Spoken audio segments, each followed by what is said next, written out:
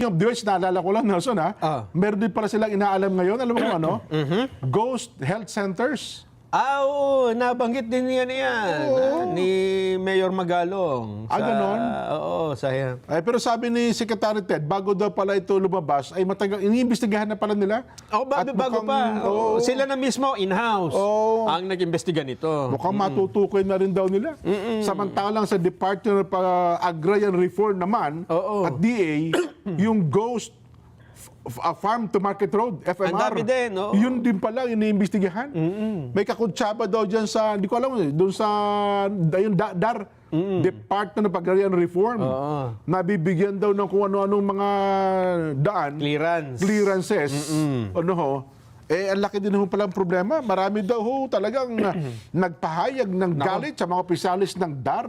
Yan pong mga opisina na nag-release ng clearance. Yan. Powerful kasi yan Nako ba? Ngayon pa lang nakikita ko na kayo nang susunod. Pagkitaas ng flood control, no? Baka nga isabay kayo. Oo. Hindi naman po pwedeng nag-iimbestiga tayo ng flood control anomaly tapos kayo patuloy kayo sa kalokohan, di ba? Hindi pa pwede yun. Siguro kayo ngingisi-ngisi kayo yan. Flood control. Hindi, huwag kayo ngingisi-ngisi ngayon. Kasi ang dami hong nagrereklamo. Kasi ngayon, mulat na ang tao na pwede palang hindi pala normal sa isang tanggapan ng gobyerno ang nangihingi ng lagay. Hindi, talagang mali-mali yun. Kasi ang akala ng iba, kalakaran na parang accepted na Accepted as normal. Nagiging padulas ang nangyayari na Yung magre-release ka ng clearance. Hihintayin mo yung ayaw mong bigyan. Halimbawa, Jen, may nagreklamo sa akin. Nagtayo siya ng emission testing. Yung PETC. 2 years nang nakatayo, umuupa siya ng pwesto, ayaw siyang bigyan ng clearance nung regional director. Yes. Samantalang silang nagkumbinse na magtayo ng mga ganun dahil kailangan. Yes. Ngayon ayaw siyang bigyan. Bakit? Magagalit daw yung congressman doon sa lugar. Kakalaban. Dahil yung congressman, maraming PETC. Hindi lang yung kompleto. Ano tawag doon? Yung MBIS. MBIS. Ayaw bigyan ng regional director. Dahil sabi, hindi, hawak na ni congressman yan Hindi, merong yan. Tawag doon, area.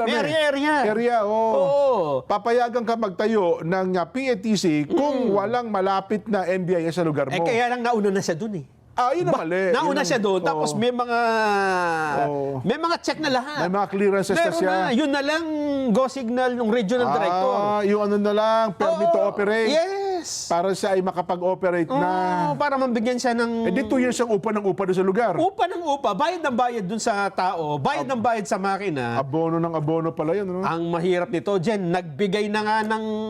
Padulas Nako. Na hindi rin umubra. Dapat maimbestigahan din yan. Nako, pagka yan ay nahalungkat, alam kung nakikinig yan. Madami yan, Nelson. Alam ninyo ito.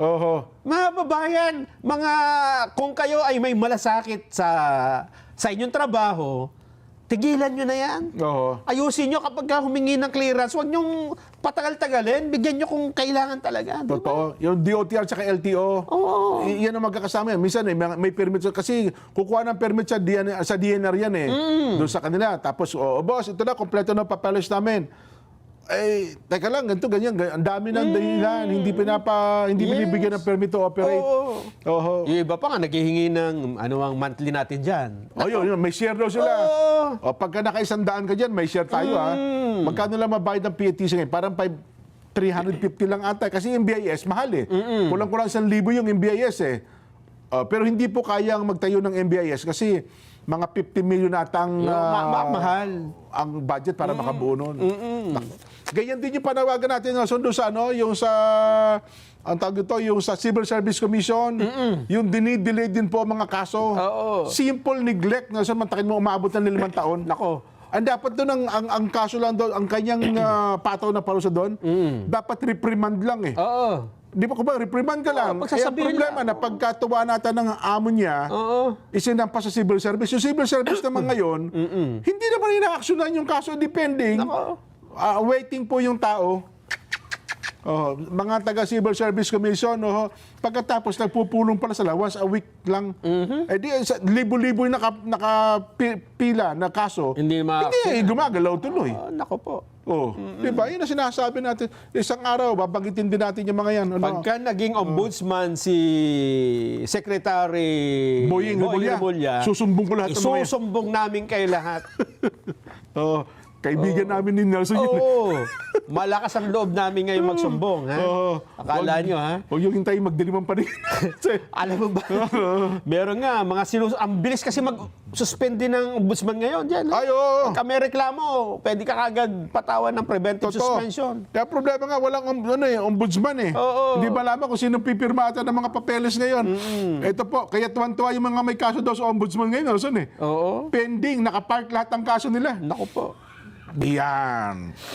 Eto pa. Sige. Di ba ang sabi nila ay bakit nawala yung Senate Blue Ribbon Committee hearing tungkol sa flood control?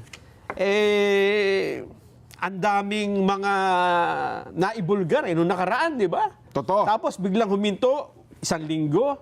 Tapos ngayon dapat meron, wala na naman.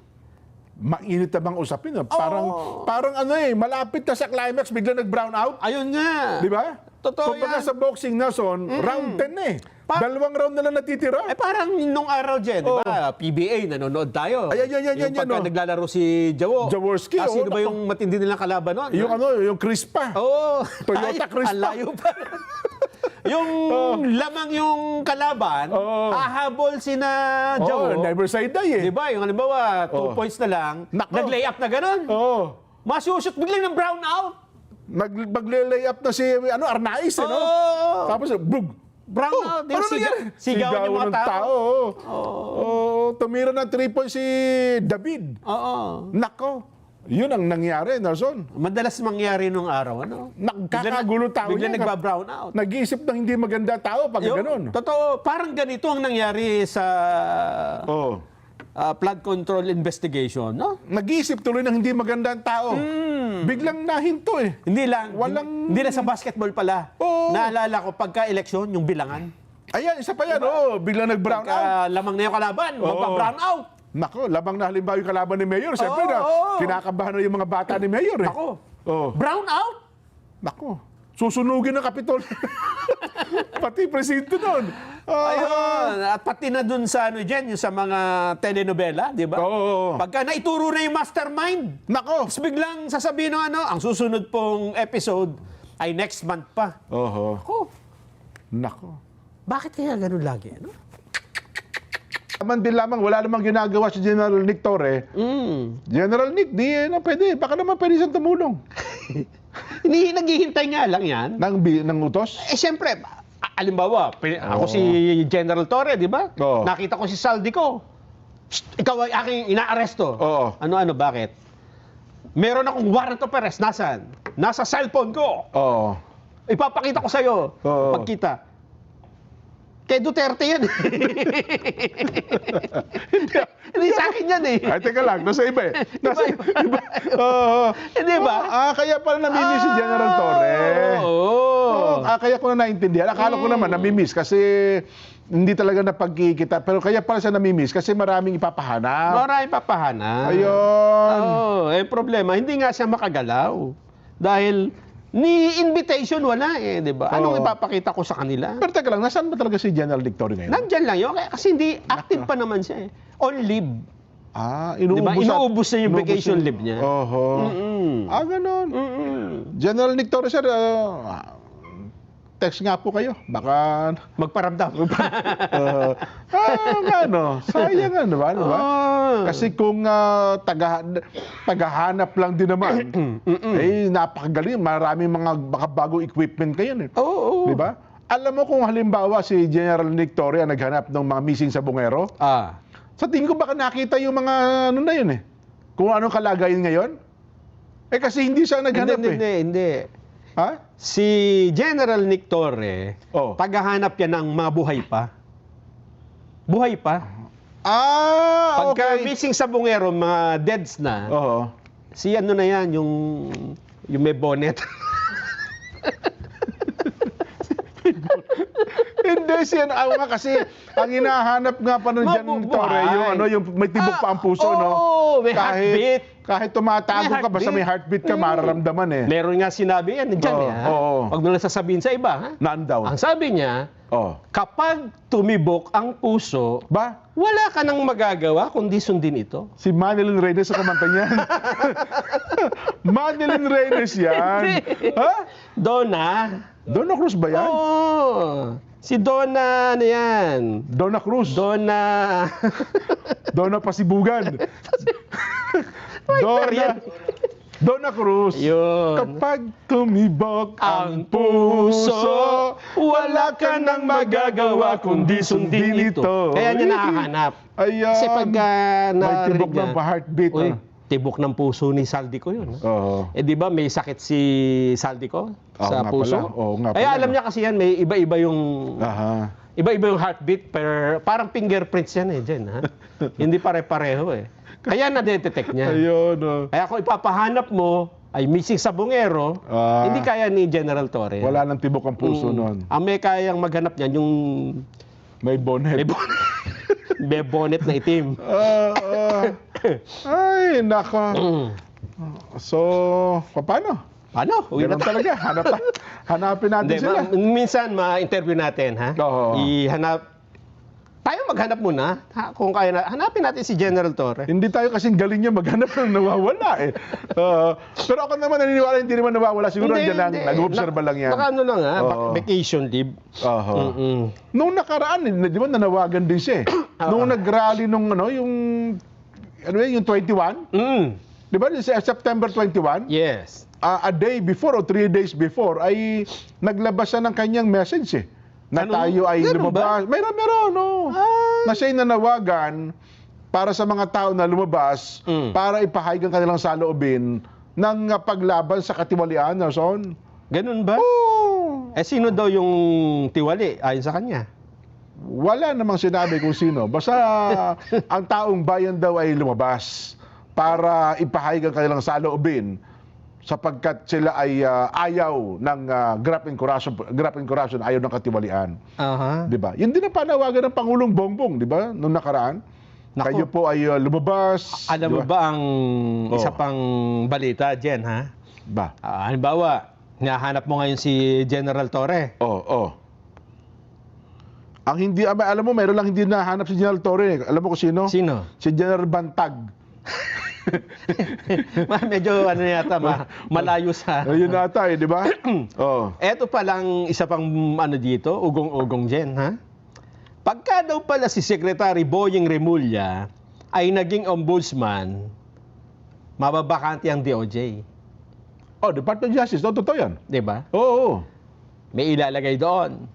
Sa ombudsman, siyempre, mababakante. Oo. Alam mo ba na pag kami inilagay doon sa DOJ, ay may isa pang mababakante na posisyon? Di sabihin, magagaling din sa nakaupo ngayon niya, kaya ipapalit sa DOJ, ganon? Yes. Sino yan? Mag-iisip na naman tayo ng matinding yan, Nelson, ha? Oo. Mga revelasyon mo ngayon. Yes. Dinaig mo yung mga revelasyon ng mga showbiz reporter, ha? Hindi, lang ito. Yung may bonnet. At posible di umano na sa isang mababakanting posisyon na yon ay dun lilitaw si General Torre. Teka. Di umano, ha? Di umano. Nag-isip ako dyan, ha? So, yung pupuntahan niya, papupunta sa DOJ kasi mababakante yung DOJ kung si Boying mapipili. Tapos yung basta magkakaroon ng galawan. Tapos may mababakante, di ba? Magkakaroon ng pwesto. Malamang abogado yun kasi DOJ secretary. Di ba? Tama, kailangan. Kung sino man ang position ngayon na DOJ secretary, mapupunta doon, tapos yung mababakante na yun. Magkakaroon ng parang palitan. May mababakante na... At doon naman pwedeng ipasok si General Nick Torre. Ayon sa intelligence report na natanggap natin. Ha? Baka naman hindi A1 info yan, ba? Hindi nga, kasi walang intelligence. Walang intelligence. Gutom.